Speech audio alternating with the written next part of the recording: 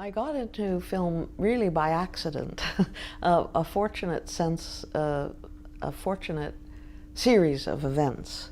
I wanted to become a diplomat because I had been born, my parents are both American, but I was born abroad and I grew up amongst a more European community. I went back to the United States when I was 15. I was a bit shocked by it, and I decided that I would study to become a diplomat. So I took what we call political science and the Russian language. I passed all the exams for the State Department, which is your foreign service.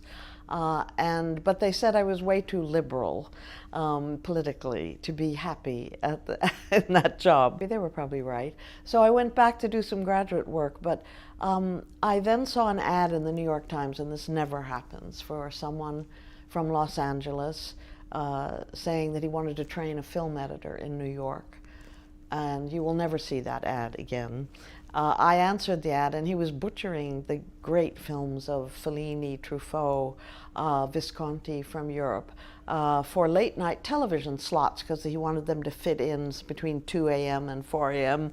And so he would just take a whole reel out of a movie like Rocco and His Brothers, a great movie by Visconti. I was horrified by what he was doing. I said, "You can't do that." And he said, "Well, nobody's looking at these movies at 2 in the morning, but Martin Scorsese was, unknown to me. I saw an ad for a New York University film school, just a 6 weeks course in the summer, and I thought I can just barely afford that. So I took it. Scorsese's student film. Because I had learned a little bit about negative cutting on this awful job, the professor asked, "Is there anyone here who can help him restore his film?" And I said, "Well, how I accidentally met him." Once I met him and he saw that he could trust me to do what's right for his movies, we began to work together, and 50 years later, I'm still working for him, thankfully.